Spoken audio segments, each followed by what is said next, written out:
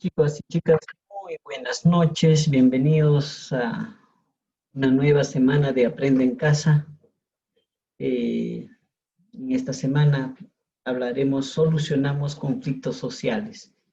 Y paradójicamente en el país estamos pues en un conflicto eh, entre los poderes, ¿no? El poder ejecutivo con el poder legislativo, ¿no?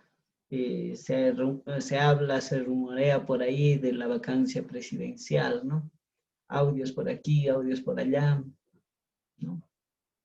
Bien, tantas cosas que genera cierta inestabilidad política dentro de nuestro país, ¿no? Entonces, partamos de ello, ¿no?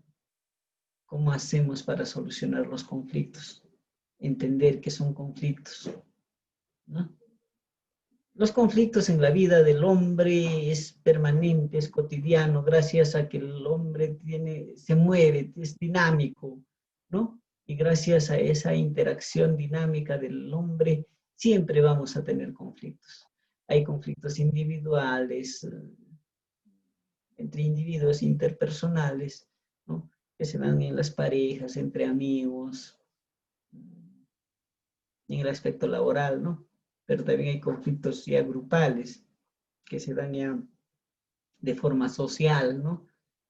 Entonces, esos son los tipos de conflictos que puede haber, ¿no? Eh, entonces, veamos qué tenemos por aquí. Solucionamos conflictos. Un conflicto social es un proceso complejo en el que sectores de la sociedad, el Estado o las empresas perciben que sus objetivos, intereses, valores o necesidades son contradictorios. Estamos, pues, ante demandas de numerosas personas que se sienten amenazadas o perjudicadas por la contaminación de un río, la mala prestación de un servicio público, la afectación de los derechos laborales u otros motivos que se movilizan para buscar explicaciones sobre lo ocurrido y encontrar soluciones. Los conflictos en el Perú básicamente se va a ello, ¿no? Vemos conflictos, por decir, contra las minerías, porque van a contaminar fuentes de agua, van a destruir la naturaleza, en fin, ¿no? Las situaciones laborales.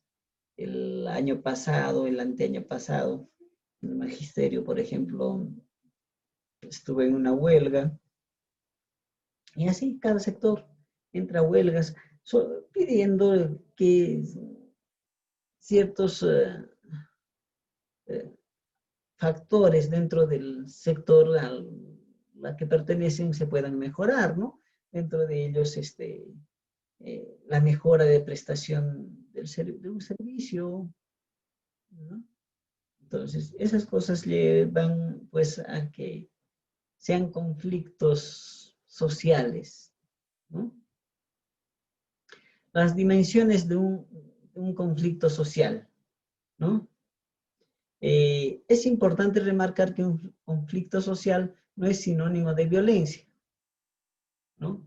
Entendamos que un conflicto social no es sinónimo de violencia, o sea, voy a ir a hacer huelga, voy a hacer, voy a reclamar, voy a protestar y voy a tirar piedra a la policía, voy a tirar piedra a las sedes públicas, eh, a los que pasan, a los carros. No, eso no es el conflicto social, ya eso ya es otra cosa, eso ya es violencia. El conflicto es que hay una situación de reclamo justo que se tiene que solucionar entre los actores, ¿no? Los que reclaman y los que deben de solucionar, en este caso en mayor parte el Estado, ¿no? El conflicto es inherente a la vida misma. Siempre estamos en permanente conflicto. Y como en cualquier conflicto, esto se presenta como una oportunidad para conocer los intereses de todas las partes y fortalecer los vínculos para dialogar y tomar acuerdos, ¿no? Entonces, se presenta como una oportunidad, o sea, cuando hay un conflicto debemos de verlo como una oportunidad para mejorar, ¿no? Para saber los intereses de las partes, ¿no?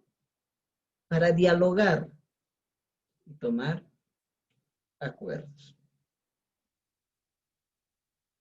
¿Cómo solucionamos los conflictos sociales? La búsqueda de soluciones no debe implicar la violación de los derechos ni el uso de la violencia. En una democracia es necesario encontrar espacios de diálogo. Desde allí hay que partir para lograr los acuerdos. Hay grupos sociales que están reclamando permanentemente, por ejemplo, no están de acuerdo están en contra de los proyectos mineros que se dan en el país. Entonces, el camino es el diálogo, ¿no? Si bien es cierto, si se anulan esos contratos o esas explotaciones de esos proyectos mineros, se va a perder empleo, se va a perder economías, pero también es verdad lo que dice la otra parte. Se va a contaminar ríos, se va a destrozar parte de la naturaleza, en fin, un sinnúmero de acciones. Entonces, es necesario dialogar para dar solución a estos conflictos, ¿no? ¿Por qué deberían importarnos los conflictos sociales? ¿Por qué nos deben importar? Si no son conflictos de mi familia y mucho menos personal. ¿Para qué? Los conflictos sociales nos muestran aspectos importantes de la realidad en que vivimos. De pronto, condiciones socioeconómicas, políticas, jurídicas que favorecen a un grupo social perjudican la forma de vida de otro grupo y hasta podrían generar un perjuicio mayor en largo plazo. Volvamos a las mineras, ¿no? Normalmente la población se opone a estos proyectos porque hay antecedentes de que los proyectos mineros son mal ejecutados, de mala calidad, que perjudican a los recursos naturales de las personas.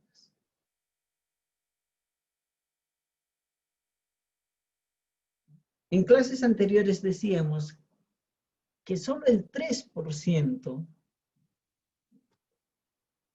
de agua que hay en la tierra es potable. Y de esos 3%, 2,5% se encuentra en las glaciares y en los polos. Y solo el 0,5% son lo que usamos. Y a esto, cuando se ejecutan mal los proyectos mineros, se destruye parte de la naturaleza, genera desconfianza en la población y es por eso que se oponen. Y con toda la razón del mundo. Pero también con toda la razón del mundo, el gobierno o el Estado defiende estos proyectos porque generan trabajo, generan economía, generan muchas cosas. Lo que se tiene que ver es dialogar para buscar la mejor salida. Aunque frente a estos conflictos, para que no se ejecuten como tal, el mayor problema en nuestro país es la corrupción. Pero que ese es otro tema que lo debemos hablar separado. Entonces, se debe hacer un análisis. Si se abre el proyecto, ¿qué va a pasar a futuro? Y si no se abre, ¿qué va a pasar a futuro?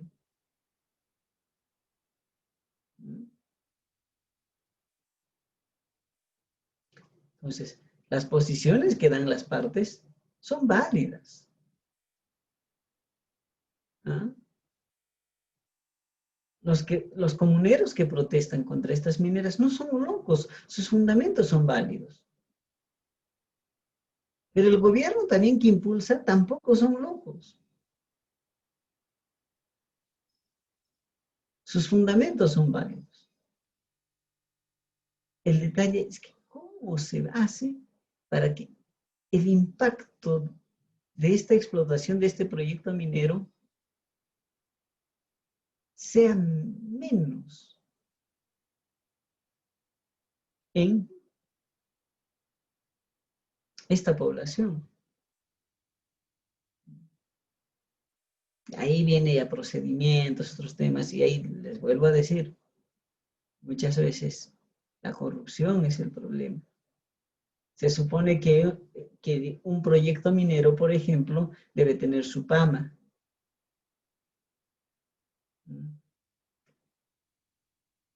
¿Qué es PAMA? Es el proyecto de educación del medio ambiente. O sea, que ese proyecto debe adecuarse al medio ambiente, no debe de perjudicar ni a su agua ni a sus recursos naturales. Pero muchas veces los hace y casi siempre los hace. Casi todos los proyectos mineros han destruido fuentes de agua, recursos. Y es por eso que la población no cree.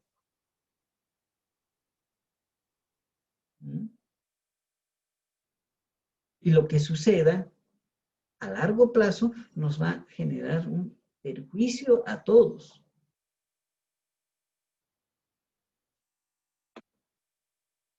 Paz social y prevención de conflictos. En materia de conflictos, la Defensoría del Pueblo despliega sus facultades de defensa y supervisión para prevenir, intermediar, con el fin de evitar situaciones que puedan amenazar o violar los derechos fundamentales, afectar a la gobernabilidad local, regional o nacional y abrir el camino del proceso de diálogo que contribuye a su solución. La Defensoría del Pueblo es una identidad que va a velar por el paso, por la paz social, o sea, debe velar a que no se vulneren los derechos de los demás, de ninguna de las partes. Y va a contribuir en que estas partes dialoguen y lleguen a un acuerdo, ¿no? Y lleguen a un acuerdo, ¿no?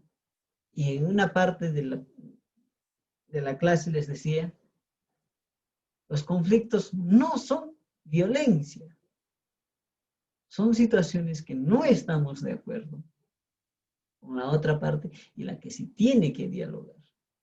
Pero muchas veces los conflictos terminan en olas de violencia, donde los que protestan reclaman de manera violenta y los reprimen también de manera violenta, ¿no? Entonces, básicamente eso podemos hablar de los conflictos. Les decía que los conflictos hay de interpersonales, o sea, de persona a persona. Yo tengo un conflicto con mi pareja, con mi amigo, con el jefe de mi trabajo, ¿no?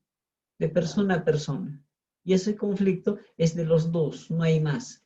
Ejemplo, eh, alguien le presté dinero y no me lo quiere devolver, o alguien me prestó dinero y no lo quiero devolver. Ese conflicto es de ambos, del que me prestó y no lo quiero devolver, o del que le presté y no me lo quiere devolver, ¿no? Pero cuando ya es ya de grupo, es social, la figura cambia, y ahí el interés es mayor. Por ejemplo, vuelvo a la contaminación. Si una minera, un proyecto minero contamina nuestras aguas, el perjudicado no soy solo yo, somos todos nosotros. Y por lo tanto nos corresponde a todos nosotros protegerlos o cuidarlos. Y no solo a nosotros, también al Estado, también al que va a regentar estos proyectos mineros, ¿no? Entonces,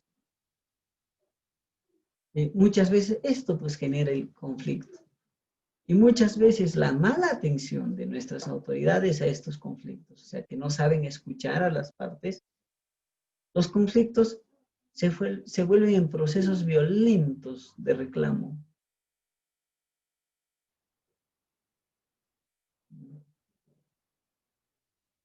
Y no son solo con las mineras, por decir siempre el Estado tiene un conflicto permanente con los sectores, tales como son de educación, salud, ¿no? Los médicos hacen huelga, los profesores hacemos huelga, ¿no?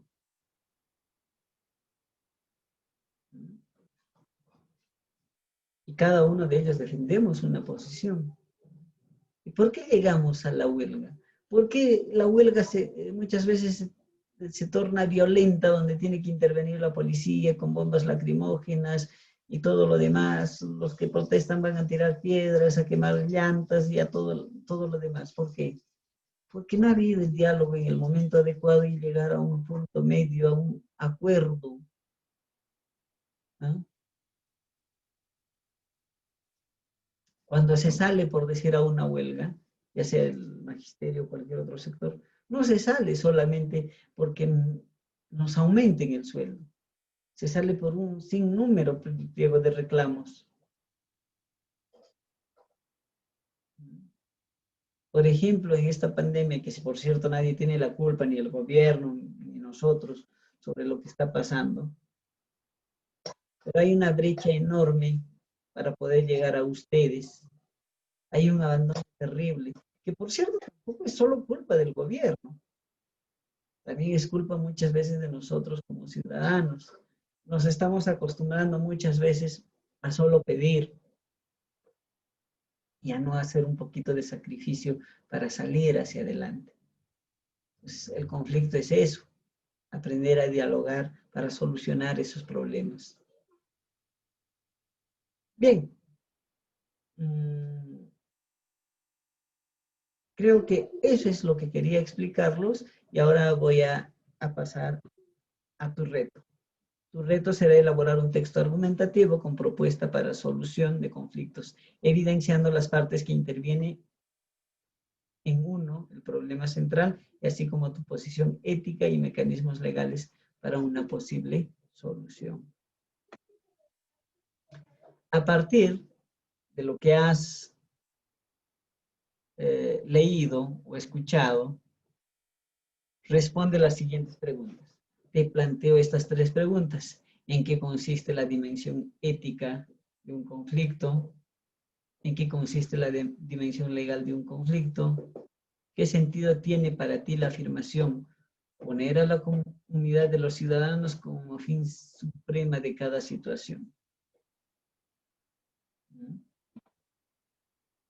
Luego, seleccionas tres conflictos de tu experiencia que sean familiares o de tu localidad y elaboras un cuadro de doble entrada. Pones el problema, partes involucradas, posibles soluciones y las razones del conflicto. 3, nada más. Y por último, a partir de lo aprendido y reflexionado, elaborarás un texto argumentativo donde presentes las dimensiones de un conflicto, así como tus propuestas para su solución. Recuerda que un texto argumentativo debe tener un párrafo donde presentes tus argumentos sobre el tema seleccionado, luego otros párrafos donde presentes el desarrollo de tus ideas, incluido el balance de tus argumentos a favor y en contra de las ideas que expresas. Y finalmente, tus conclusiones sobre el tema para cerrar el texto. El texto argumentativo ya hemos venido trabajando varias sesiones de Aprende en Casa. Las dudas que tengan, chicos y chicas, me lo hacen saber mediante el grupo de WhatsApp para poder ir absolviéndolos.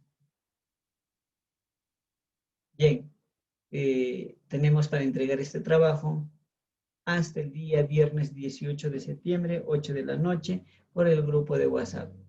No se olviden que si tienen dudas, hacerme las consultas por el grupo de WhatsApp. Sin más que decirlos, un abrazo a cada uno de ustedes, cuídense bastante, si salen, lávense las manos cada vez que sea necesario, usen mascarilla, distanciamiento social, ¿no?